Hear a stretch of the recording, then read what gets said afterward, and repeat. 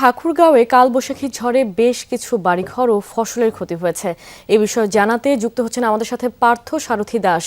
পার্থ, ঘূর্ণিঝড়ে ফসলের কেমন ক্ষয়ক্ষতি হয়েছে, এছাড়া এই বিষয়ে কৃষি কর্মকর্তারা কি বলছেন? হ্যাঁ রুহি, হঠাৎ করে কালবৈশাখীর যে তাণ্ডব সেই তাণ্ডবে কিন্তু ঠাকুরগাঁয়ের বেশ কিছু এলাকায় ব্যাপক ক্ষতি হয়েছে। বিশেষ করে এই এলাকার যে ফসলি ক্ষেত রয়েছে সেই বিশেষ করে ভুট্টা, এবং আপনারা জানেন যে মধুমাস চলছে এবং সামনে আম লিচুর মৌসুম, সেই আম লিচুর কিন্তু গুটি কিন্তু এসেছিল, সেগুলো কিন্তু ঝরে গিয়েছে।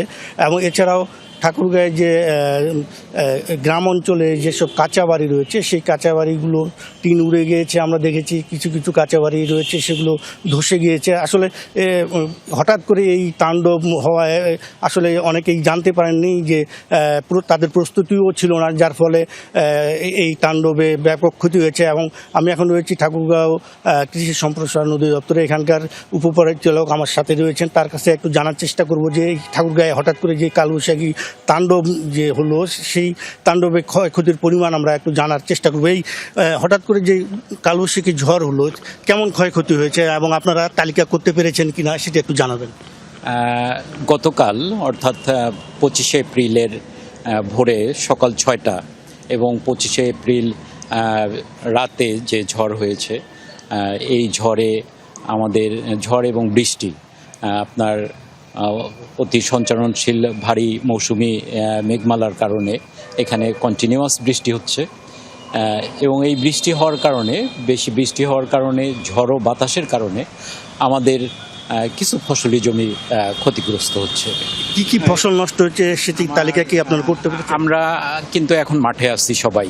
আমি নিজেও মাঠে ছিলাম আজকে।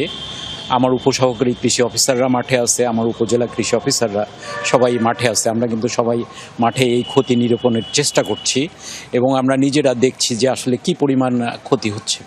বিশেষ করে আমাদের এই ঠাকুরগাঁও জেলা কিন্তু ফলের জন্য একটা বিখ্যাত জেলা। এখানে প্রচুর পরিমাণে আম লিচু হয়। আমাদের এই আম এবং লিচু চাষিরা কিন্তু এই ঝড়ো বাতাসের কারণে ক্ষতিগ্রস্ত হয়েছে। মানে এই ফলগুলো তো ঝরে পড়ে গেছে, এগুলো তো রিকভার করা সম্ভব না। আর আমাদের ফসলের মধ্যে ভুট্টা আছে।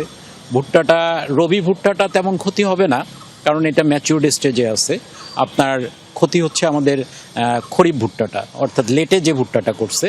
এই রুহি, শুনলেন যে ভুট্টা এবং অন্যান্য ফসলের ক্ষতি হয়েছে, এবং আমি স্থানীয় যে জেলা প্রশাসন রয়েছে, জেলা প্রশাসনের কর্মকর্তাদের সঙ্গে কথা বলার চেষ্টা করছি। তারা বলেছেন যে ক্ষতিগ্রস্ত যে পরিবারগুলো রয়েছে সেই তালিকা তৈরি করা হচ্ছে এবং তালিকা অনুযায়ী তাদের পুনর্বাসন করা হবে। পার্থ, আপনাকে ধন্যবাদ।